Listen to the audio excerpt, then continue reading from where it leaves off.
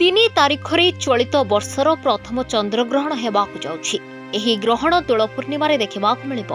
ଗ୍ରହଣ ପରାଗ୍ରହୀ ଛାଇ ଆଲୁଅର ଖେଳ, ଯାହା ସୂର୍ଯ୍ୟ, ଚନ୍ଦ୍ର ଓ ପୃଥିବୀର ଏକ ବିଶେଷ ଅବସ୍ଥିତିରେ ଘଟିଥାଏ। ଚନ୍ଦ୍ରଗ୍ରହଣ ସମୟରେ ଚନ୍ଦ୍ର ଓ ସୂର୍ଯ୍ୟ ମଝିରେ ପୃଥିବୀ ଏକ ସରଳ ରେଖାରେ ରହିଥାଏ। ପୃଥିବୀର ଛାଇ ଚନ୍ଦ୍ର ଉପରେ ପଡ଼ିଥାଏ। ମାର୍ଚ୍ଚ 3 ତାରିଖରେ ଭାରତୀୟ ସମୟ ଦିନ 2:14 ଏହି ଚନ୍ଦ୍ରଗ୍ରହଣ ଆରମ୍ଭ ହେବ। ଯେତେବେଳେ ଚନ୍ଦ୍ର ପୃଥିବୀର ଉପଛାୟାରେ ପ୍ରବେଶ କରିବ, ସେତେବେଳେ ଦିନ 3:20 ସମୟ ହୋଇଥିବ। ଆଂଶିକ ଗ୍ରହଣ ଦିନ 3:20ରେ ଆରମ୍ଭ ହୋଇ ପୂର୍ଣ୍ଣ ଚନ୍ଦ୍ରଗ୍ରହଣ ଅପରାହ୍ନ 4:34ରୁ 5:32 ଯାଏଁ ଘଟିବ।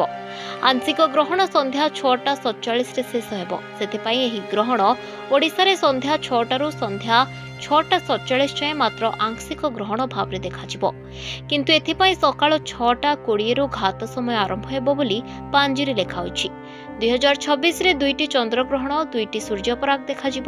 ଚନ୍ଦ୍ରଗ୍ରହଣ ଗୋଟିଏ ବିରଳ ତଥା ସୁନ୍ଦର ମହାଜାଗତିକ ଦୃଶ୍ୟ, ଯାହାକୁ ଖାଲି ଆଖିରେ ସହଜରେ ଦେଖିହେବ।